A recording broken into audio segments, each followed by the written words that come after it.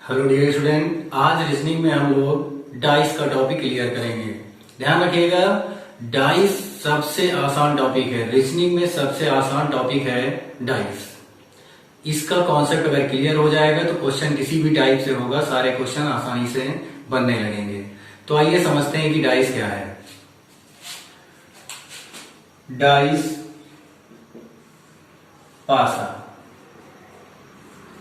ध्यान रखिएगा, पासा पासा एक 3 डायमेंशनल आकृति है। ध्यान रखिएगा, पासे में लंबाई, चौड़ाई और ऊंचाई समान होती है, जिसे हम लोग बोलते हैं 3D, 3 डायमेंशनल बोला जाता है। और एक चीज समझ लेते हैं, पासा है क्या।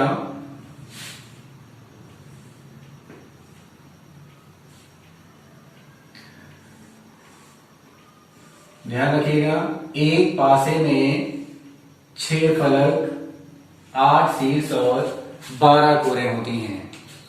ये एक पासा है। ध्यान रखिएगा, जनरली इसमें वही पासा होता है जो हम लोग अक्सर खेलते रहते हैं, लूडो का पासा। खैर, इसके बारे में आगे समझते हैं हम लोग। तो इसे 3D बोलते हैं। एक पासे में 6 सतह, 6 सरफेस, 6 सतह और 8 शीर्ष और 12 कोरें होती हैं। ध्यान रखिएगा, 12 कोरें होती हैं जिन्हें हम लोग किनारे बोलते हैं। 8 शीर्ष, ध्यान रखिएगा, शीर्ष कौन से हो जाएंगे? 1 2 3 4 5 6 7 और 8 शीर्ष और कोरे का मतलब है किनारे, जिनसे एक सतह दूसरी सतह से जुड़ी हुई होती है। 1 2 3 4 5 6 7 8 9 10 11 और 12। तो 6 सतह, 8 शीर्ष और 12 किनारे होती हैं। चलिए आगे समझते हैं। इसमें पासे की 6 फलकों को निम्नलिखित 6 नामों से जाना जाता है। ऊपरी फलक, निचला फलक, अगला फलक, पिछला फलक, दायां फलक और बायां फलक।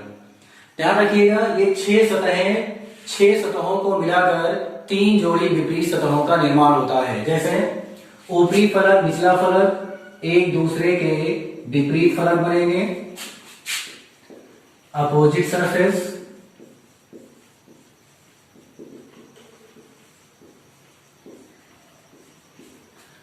अगला फलक, पिछला फलक एक दूसरे के विपरीत फलक, दायां फलक और बायां फलक एक दूसरे के विपरीत फलक हैं। ध्यान रखिएगा, पासे में हमेशा 3 सतह वाले ही क्वेश्चन पूछे जाते हैं। जैसे आपने देखा होगा, जब भी पासे के क्वेश्चन पूछे जाते हैं उसमें 3 सतह वाले ही क्वेश्चन पूछे जाते हैं। ऐसा क्यों है कि 3 सतह वाले ही क्वेश्चन पूछे जाते हैं? ध्यान रखिएगा, पासे को एक समय में एक तरफ से देखने पर उसकी केवल 3 सतहें ही दिखाई पड़ती हैं। इसीलिए हमेशा पासे में 3 सतह वाले क्वेश्चन ही पूछे जाते हैं। और जो 3 सतह इनकी नहीं दिखाई पड़ती हैं, वो इनकी विपरीत सतह कहलाती हैं। और एक चीज समझ लेते हैं, पासे को एक बार में एक तरफ से देखने पर उसकी विपरीत सतहों को एक साथ नहीं देखा जा सकता है। ध्यान रखिएगा, पासे की विपरीत सतहें एक दूसरे के विपरीत सतहें कभी भी एक साथ दिखाई नहीं देती हैं। पासे के प्रकार, टाइप ऑफ डाइस। ध्यान रखिएगा, पासा 2 प्रकार का होता है। मानक पासा, स्टैंडर्डाइज,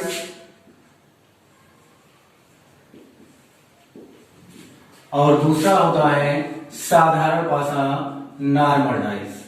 मानक पासा और साधारण पासा। ध्यान रखिएगा, साधारण पासा कोई निश्चित पासा नहीं होता है, बस जो मानक पासा नहीं होता है उसी को साधारण पासा माना गया है। पहले समझते हैं मानक पासा क्या है। स्टैंडर्डाइज, ध्यान रखिएगा, मानक पासा आपने देखा होगा, जो लूडो का पासा होता है उसी को मानक पासा माना गया है। तो इसका एग्जाम्पल हो जाएगा लूडो का पासा। लूडो के पासे को मानक पासा माना गया है। एक लूडो के पासे में टोटल 6 अंक होते हैं, समझ लेते हैं। 1 2 3 4 5 और 6। मानक पासा क्या है, एक लाइन में समझते हैं। मानक पासे में विपरीत सतहों का योगफल हमेशा 7 होता है। जैसे 1 का विपरीत 6 योगफल 7, 2 का विपरीत 5 योगफल 7, 3 का विपरीत 4 योगफल 7। तो मानक पासे में विपरीत सतहों का योगफल 7 होता है। जैसे ऊपर प्लस नीचे, ऊपर की सतह पे 3 अंक है, निचली सतह पे 4 है, दोनों का योगफल 7। आगे प्लस पीछे, आगे की सतह पे 2 अंक है, पिछली सतह पे 5, टोटल योगफल 7। दाएं प्लस बाएं, दाएं सतह पे अंक 1 है तो बाएं सतह पे 6, योगफल 7। तो ध्यान रखिएगा, मानक पासे में हमेशा विपरीत सतहों का योगफल 7 होता है। साधारण पासा, नॉर्मल डाइस। तो ध्यान रखिएगा, साधारण पासा कोई एक निश्चित पासा नहीं होता है, बस जो मानक पासा नहीं होता है उसी को साधारण पासा माना गया है। फिर से समझ लेते हैं। एक ऐसा पासा जिसके तीनों जोड़ी अथवा किसी एक जोड़ी संलग्न सतह का योगफल 7 हो, उसे साधारण पासा कहते हैं। फिर से एक लाइन में समझते हैं। मानक पासे में विपरीत सतहों का योगफल 7 होता है और साधारण पासे में जुड़ी हुई सतहों का योगफल 7 होता है। समझ लेते हैं इसमें साधारण पासा और मानक पासा है क्या। क्वेश्चन समझते हैं इसमें। नीचे विकल्प के रूप में 4 भिन्न भिन्न पासों का प्रारूप दिया गया है, बताइए कौन सा पासा निश्चित रूप से साधारण पासा है। समझते हैं इसमें। साधारण पासे में जुड़ी हुई सतहों का योगफल 7 होता है। अब इसमें किसी भी संलग्न जोड़ी सतह का योगफल 7 नहीं है। इसमें भी किसी भी जोड़ी संलग्न सतहों का योगफल 7 नहीं है। इसमें देखिएगा 4 3 7, इसमें संलग्न सतहों का योगफल 7 है, तो ये हो जाएगा साधारण पासा। इसमें भी किसी भी जोड़ी संलग्न सतह का योगफल 7 नहीं है, तो ये हो जाएगा मानक पासा। तो इसमें साधारण पासा होगा सी। अगला क्वेश्चन समझते हैं इसमें। नीचे विकल्प के रूप में 4 भिन्न भिन्न पासों का प्रारूप दिया गया है, बताइए कौन सा पासा निश्चित रूप से मानक पासा है। ध्यान रखिएगा, इसमें बताना है कौन सा पासा मानक पासा होगा। मानक पासे में विपरीत सतहों का योगफल 7 होता है। जैसे 4 3 7 जुड़ी हुई सतहों का योगफल 7 है, साधारण पासा होगा।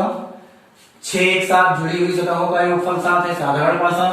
5 2 7 जुड़ी हुई सतहों का योगफल 7 है, साधारण पासा। इसमें किसी भी जोड़ी संलग्न सतह का योगफल 7 नहीं है। इसमें विपरीत सतहों का योगफल 7 है, तो ये हो जाएगा मानक पासा। पासे पर आधारित कई टाइप के क्वेश्चन पूछे जाते हैं। तो पहला टाइप इसमें हम लोग समझते हैं, जब पासे का केवल एक प्रारूप दिया गया हो। तो ध्यान रखिएगा, जब पासे का केवल एक प्रारूप दिया गया होगा तो उसमें या तो साधारण पासा पूछा जाएगा या फिर मानक पासा पूछा जाएगा। चलिए क्वेश्चन समझते हैं इसमें। नीचे प्रश्न में मानक पासे का एक प्रारूप दिया गया है। इस प्रारूप का ध्यानपूर्वक अध्ययन करके बताइए पासे की पिछली सतह पर कौन सा अंक होगा। ध्यान रखिएगा, इसमें क्वेश्चन में दिया गया है, एक चीज ध्यान रखिएगा, इसमें क्वेश्चन में दिया गया है मानक पासे का प्रारूप दिया गया है। यहाँ पे दिया गया है मानक पासा। ये जो प्रारूप बना है मानक पासे का प्रारूप बना है, लेकिन क्वेश्चन में भी ध्यान रखिएगा, क्वेश्चन में दिया गया है मानक पासा। पूछा इसमें पिछली सतह पर कौन सा अंक होगा। सतह इसमें समझ लेते हैं, ये हो जाएगी ऊपर वाली सतह, आगे की सतह और दाईं सतह। अब इसमें बताना है पिछली सतह पर कौन सा अंक होगा। अगली सतह पर अंक 5 है, तो पिछली सतह पर कौन सा अंक होगा 2। पिछली सतह पर अंक होगा 2। पिछली सतह पर अंक 2 क्यों होगा, क्योंकि क्वेश्चन में दिया गया है मानक पासा। क्वेश्चन से क्लियर है मानक पासा, और ये प्रारूप जो बना है ये भी मानक पासे का है, तो इसके पिछली सतह पर अंक होगा 2। चलिए अगला क्वेश्चन समझते हैं इसमें। नीचे प्रश्न में एक पासे का प्रारूप दिया गया है। इस प्रारूप का अध्ययन करके बताइए पासे की निचली सतह पर कौन सा अंक होगा। अब इसमें पूछा है पासे की निचली सतह पर कौन सा अंक होगा। एक चीज ध्यान रखिएगा, इस क्वेश्चन में नहीं दिया गया है कि ये साधारण पासा होगा या फिर मानक पासा। तो जब क्वेश्चन से क्लियर ना हो कि साधारण पासा होगा या मानक पासा और विकल्प में दिया गया हो, ज्ञात नहीं किया जा सकता।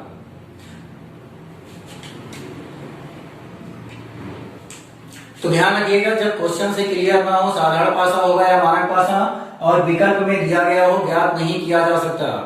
तो ध्यान रखिएगा, हम यही विकल्प बताएंगे, ज्ञात नहीं किया जा सकता। क्यों?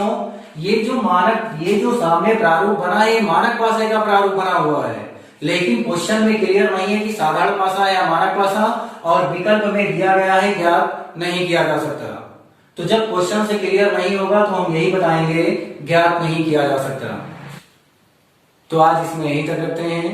अब ध्यान रखिएगा, अगले वाले पार्ट में हम लोग 3 प्रारूप 4 प्रारूप वाले क्वेश्चन सीखेंगे, और उसमें सीखेंगे ओपन डाइस, जो सबसे ज्यादा पूछा जाता है, प्रसारित पासा ही पूछा जाता है। तो हम लोग नेक्स्ट वीडियो में इसको क्लियर करेंगे। तो आज इसमें यही तक रखते हैं। Thank you.